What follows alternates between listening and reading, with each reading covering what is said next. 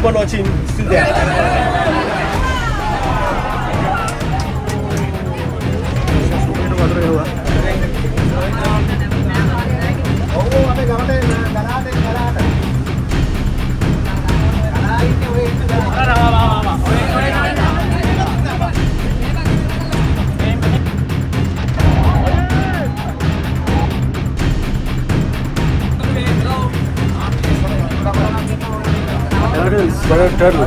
Turn, yeah, couple of turns.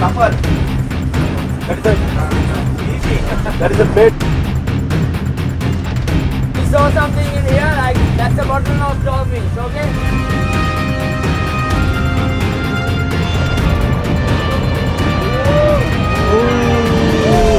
Yes.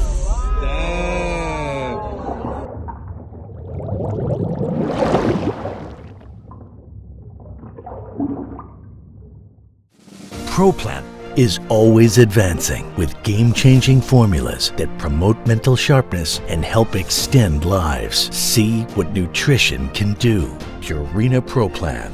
Nutrition that performs. මේ මාළුන්ගෙන් තමයි ආයුර් product එක නිෂ්පාදනය කරන්නේ. ජාත්‍යන්තර ප්‍රමිතීන්ට අනුකූලව නිෂ්පාදනය කරන අපේ සුරතලුන්ගේ ප්‍රෝටීන සපිරි ආහාරය ආයුර් රුපියල් 590ට ඔබත් දැම්ම මිලදී ගන්න. අපි යනවා තල්මස්සු බලන්න. වේල් වොචින්, ඩොල්ෆින් වොචින් කියන්නේ ලංකාවත් එක්ක ගත්තොතින් ඉතාමත්ම ප්‍රසිද්ධ එකක්. ඉතින් මේ කාලේ සීසන් එක අපි ඉන්නේ මිරිස්සේ. මිරිස්සේ කියන්නේ වේල් වොචින් වලට තියෙන හොඳ ලොකේෂන් එකක්. ලෝකේ කොහේ හිටියත්. ඉතින් පෙට් ටොක් අපි ඔන්න ෆස්ට් ටයිම් ඕගොල්ලන්ට ගේන්න යන්නේ අද වේල් වොචින් and ඩොල්ෆින්.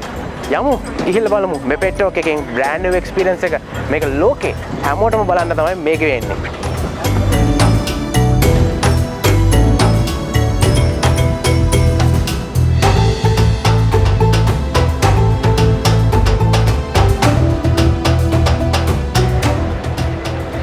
ඉතින් මේ අපි මේ දැන් මේ ක්‍රූස් එකට ඇවිල්ලා තියෙන්නේ සම්පූර්ණයෙන්ම ඉන්නේ පිටරට කට්ටිය තමයි. ඉතින් මේක එච්චරටම ජනප්‍රිය දෙයක්. මොකද ලංකාව කිව්වොත් මේ දකුණු පළාත මේ සීසන් එක මේ කාලෙදී පිරලා තියෙන්නේ පිටරට කට්ටියකින්. ඉතින් විදේශිකයන්ගෙන්. ඉතින් අපි සූදානම් වේල් පැරඩයිස් ක්‍රූස් එකෙන් ඕගොල්ලන්ට මේ අත්දැකීම ගේන්න. ඉතින් වේල් පැරඩයිස් ක්‍රූස් එක අද අපිට ස්පොන්සර් කරලා තියෙනවා. අද අපිට මේ ක්‍රූස් එක ලබා දීලා තියෙනවා. මේ වැඩේ කරන්නේ ඉතින් මේ ක්‍රූස් එකෙන් තමයි අද ඔයගොල්ලන්ට තල්මස්සු පෙන්වන්න යන්නේ. මේ පහුගිය දවස් ටිකේ පුරාවටම තල්මස්සු දැකලා තියෙනවා. ඩොල්ෆින්ස් දැකලා තියෙනවා.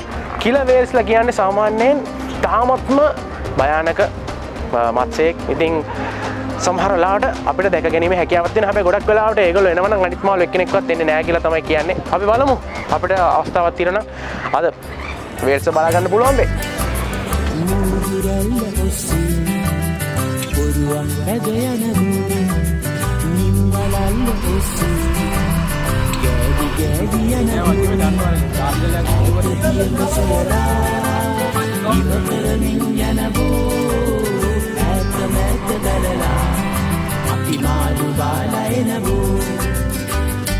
සාමාන්‍යයෙන් කිලර් වේල්ස්ලා හිටියොත් මොකද සම්පූර්ණයෙන්ම පිට්ටනියක් වගේ තියෙන්නේ. ඒ කියන්නේ කිලර් වේල්ස් තමයි මුහුදේ ඉන්න දරුණුම සතා කියලා කියන්නේ. ඉතින් එතකොට අනිත් මාළු එක්කෙනෙක්වත් පේන්නවත් එන්නේ නැහැ. ඒ වුණොත් sorry not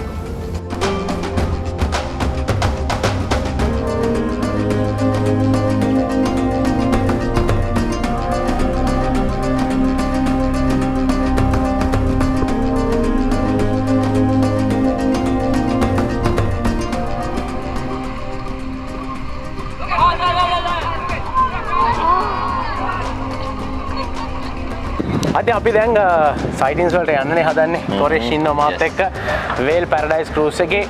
කොරෙෂ් දැන් මේ අපි අද මොනවද බලන්න යන්නේ මේල්ලි? අපිට බලන්න අවස්ථාව තියෙනවා බ්ලූ වේල්ස් ලයි ෆින් වේල්ස් ලයි. ඒ කියන්නේ නිල් තල්මා සහ ෆින් තල්මා හරි කියන්නේ යාගේ ෆින් එක තියෙන හින්දා තමයි යාට ෆින් වේල් කියලා කියන්නේ. ඒ කියන්නේ යා බ්ලූ වේල් සාමාන්‍යයෙන් පෙන්වන්නේ යාගේ ටේල් එක පෙන්නනවා. ෆින් වේල් යාගේ ෆින් එක පෙන්නලා එයා යට යනවා. ඉතින් මේ වර්ග දෙක මේ මුහුදේ අපිට බලා ගන්න පුළුවන්. මොකද මේ මුහුදේ ඒගොල්ලන් ජීවත් වෙනවා. ඒගොල්ලන් විදේශික තල්මසුන් නෙවෙයි. මේ මුහුදට ආවේනිකව මේ මුහුදේ ජීවත් වෙන තල්මසුන් තමයි. ඒක අපි ගොඩක් වෙලාවට හිතන්නේ සමහරලාට මේ එක කාලයක් මේ සීසන් එක. දැන් මේක තමයි මේ ඩවුන් සවුත් සීසන් එක. ඈ ඒතර මිරිස් සර්ෆින් වෙන්න පුළුවන් නැත්නම් මේ වේල් වොචින් වෙන්න පුළුවන්. සමහරලාට අපිට හිතෙන්න පුළුවන් ඒතර අනික් කාලවල නැද්ද? ඔව්. අනිත් කාලවල වලත් ඉන්නවා. ඇත්තටම කිව්වොත් සීසන් එක කියන්නේ මේ මුහුදේ වෙන ස්වභාවික වෙනස්කම් ස්වාභාවික සංසිද්ධිවල වෙනස්කම් එක්ක ඇති වෙන්න දෙයක්. ඇත්තට ඒ කාලේදී මුහුද පොඩ්ඩක් රළු වෙනවා. එතකොට අපිට මුහුදට යන්න අවස්ථාව නැහැ. මොකද අපිට විදේශිකයෝ ආවහම ඒගොල්ලන්ව එක්කන් යන්න පොඩ්ඩක් අපහසුයි. මොකද ඒගොල්ලන්ට වමන යන්න පුළුවන්, ගැස්සෙනවා, පැද්දෙනවා. ඉතින් ඒව නිසා අපි අනතුරුදායක වැඩි හින්දා අපි මාස 6ක් 7ක් අපි බලනවා ඇත්තට ඊට යන්න කලින් අපි වෙදර් රිපෝට්ස් බලලා මේවා කරලා එහෙම තමයි අපි මේ ගමන යන්නේ.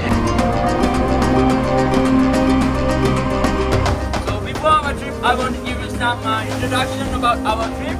So first of all, I will introduce myself. So my name is Koresh. So, but if you have to pronounce my name, you can call me George. Okay? I'm gonna be your guide in this whole tour. So you can ask anything about our trip. So I will give you an answer.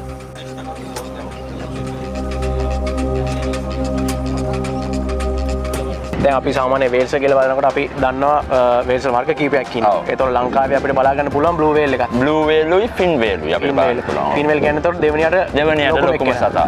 ඔව්. සාමාන්‍ය blue වේල් කෙනෙක් කොච්චර ලොකුවට වැදෙනවද මේකේ අපිට බලා ගන්න පුළුවන් සාමාන්‍ය ලොකුම කට්ටිය?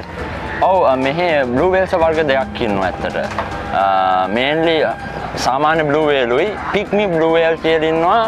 පොඩි සයිස් එකේ බ්ලූ වේල් කෙනෙක්. ඉතින් මෙහි ගොඩක් ඉන්නේ පික්මි බ්ලූ වේල්ස්ලා.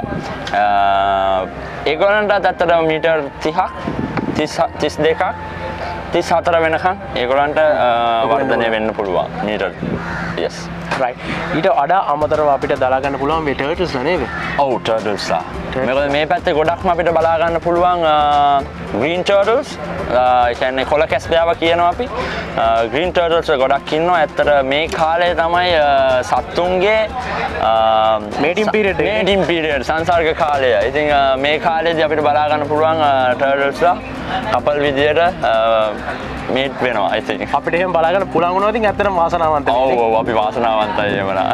ඉතින් ඔය වගේ කරුණු කරන ගොඩක් ඇත්තටම මේ දැක ගන්න පුළුවන්. ඒත් එක මට අහන්න තියෙනවා කිලර් වේල්.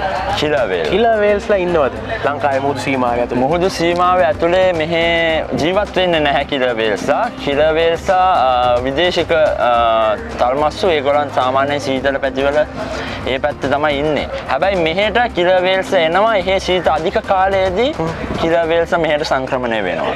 ඉතින් මේක තමයි ඇත්තටම මේ සංක්‍රමණික තල්මස්සුන්ගේ කාල සීමාව. ඔව්. ඒතර ඒගොල්ලෝ බලා ගන්න පුළුවන්. ඔව් ඒගොල්ලෝ කිලර් වේල්ස් එනකොට සාමාන්‍යයෙන් කොහොමද මේ මුහුදේ වටපිටාව අනිත් මාළුවෝ ඉන්නවද? කිලර් වේල්ස්ලා ආපු ගමන් ඇත්තටම කියන්න ඕනේ මේ කිලර් වේල් කියන්නේ මේ මුහුදේ ඉන්න චණ්ඩියා. ඉතින් එයා ආවහම කවුරුත් නැහැ මේ මුහුදේ. ඒ කියන්නේ ඔක්කොම බය දුවනවා. ඩොල්ෆින්ස් අපිට බලා ගන්න පුළුවන් අර ඔයගොල්ලන් දැකලාද සාමාන්‍යයෙන් අර සතෙක් බය වුණාම ඉක්මනට දුවලා යන්නේ. ඒ වගේ ඩොල්ෆින්ස් එක දිගට පැන ඒගොල්ලන් යනවා. ඒකෙන් තමයි අඳුරගන්නේ කිලර් වේල් කෙනෙක් ළඟපාත ඉන්නවා කියලා. ඔව් අපි ඒකෙනුත් අඳුර ගන්නවා සාමාන්‍යයෙන්. ඒ කියන්නේ දැක්කොත් සාමාන්‍යයෙන් ඔය දැන් අපේ මාළු වල්ලන ජීවසෙනක එන්නවනේ. ඉතින් ඒගොල්ලන් ඊළඟ දවසේ රාත්‍රියේ එහෙම දැක්කොත් අපිට කියනවා මෙහෙම හිටියා කියලා. එහෙමත් අපි දැනගන්නවා. නැත්නම් අපි දැනගන්නේ අර වගේ මොන හරි හොඩුවාවකින් තමයි ඉතින්. ඒ වගේම සමහරලාට මේ අර මාළු රැළවල් ඉන්න පුළුවන් නේද? ඔව් ඔව්. මුහුදේ. ඔව් මුහුදේ. මේ මිරිස්ස ඇත්තටම කිව්වොත් මේ මිරිස්ස වරාය අවට මේ මිරිස්ස හාබර් එක තමයි ලංකාවේ දෙවනියට හොඳම ආර්ථිකය තියෙන හාබර් එක. ඉතින් මෙහි මාළු සම්පත මත්ස්‍ය සම්පත ඉතාමත් අධිකයි. ඒක තමයි එක හේතුවක් ඇත්තට මේ තල්මස්සු වැඩිපුර මේ පැත්තේ ගැවසෙන්න. ඒක තමයි එක හේතුවක් ඒක. ඉතින් ওই කාරණා තමයි තියෙන්නේ. අපි යන් ගිහිල්ලා බලමු අපේ ටුවර් එක අපේ සයිටින්ස් අද හොඳට පේනේද කියලා. ඉතින් වේල් පැරඩයිස් ක්‍රූස් එකට බොහොම ස්තුතියි කොරේෂ් වලට. ඉතින් අපි බලමු ගිහිල්ලා. ඉතින් වේල් පැරඩයිස් ක්‍රූස් එකේ තමයි අද අපි මේ ගමන යන්න හදන්නේ. යන් මේ පෙට් ටොක්.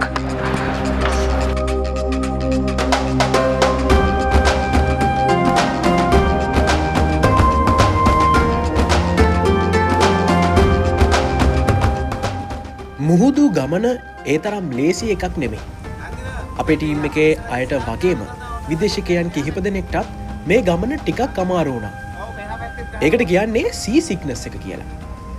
හැබැයි තල්මසුන් ඩොල්ෆින් බලන්න තියෙන ආසාව වැඩි නිසාම අපි ඉදිරියටම මේ කරූස් එකේ ගමන් කළා. කොරේෂ් මේ කරූස් එකට නැගපු විදේශිකයන්ට මේ ගමනේ බැරෑරුම්කම හොඳට තේරුම් කළා. මේක මොන වගේ ගමනක්ද කියන එක එයාලට තේරුම් කරලා දුන්නා. අපි ගැඹුරු මුහුදට පැයක වගේ කාලයක් තිස්සේ ගමන් කළා. අමල් තමයි අපේ කැප්ටන් වෙලා හිටියේ. ඉතින් පැරඩයිස් කරූස් එකේ ටීම් එකම අපිට ෆුල් සපෝට් එකක් දුන්න මේ වීඩියෝ ටික හොඳට කරගන්න. මුළු කරූස් එකටම ශ්‍රී ලාංකිකයන් විදියට හිටියේ අපි 4 දෙනා විතරයි. ඒ කියන්නේ අපේ ටීම් එක. සාමාන්‍යයෙන් පැයක් වගේ කාලයක් ගිය තැන අපිට මීටර් 2500ක් වගේ ගැඹුරු මුහුදට යන්න හැකියාව ලැබෙනවා.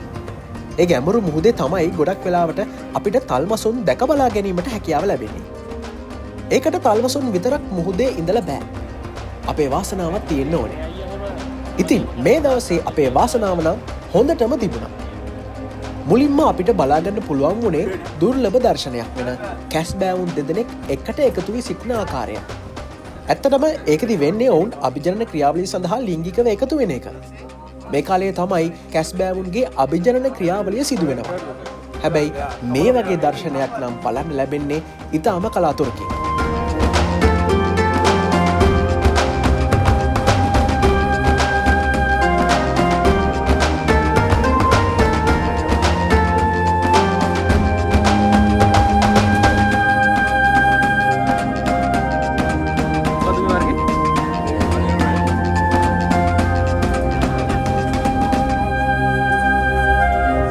ඊට පස්සේ තමයි හොඳම හරියට එන්නේ. තල්මසුන් දකින්න කලින් අපිට ඩොල්ෆින් මත්සීන් කිහිප දෙනෙක්ව දැක ගන්න හැකියාව ලැබුණා. ඔවුන් වතුරෙන් උඩට ඇවිත් පිහිනමින් සිටින හැටි අපේ කැමරා කාචයට අපි අමාරුවෙන් හසු කරගත්තා.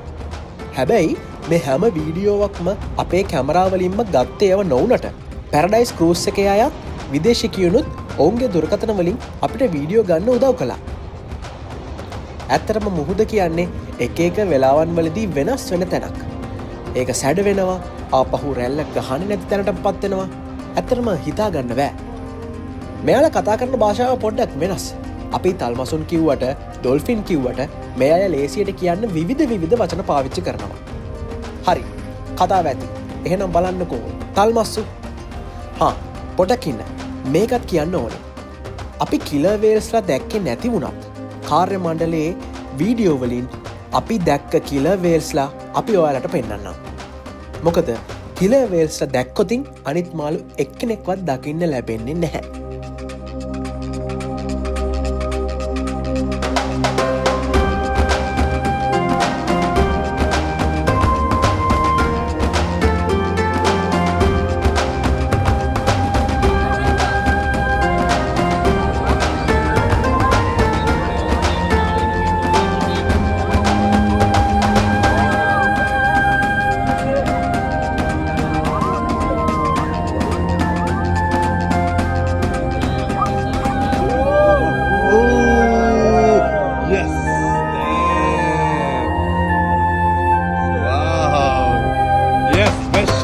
Best shot ever, best shot.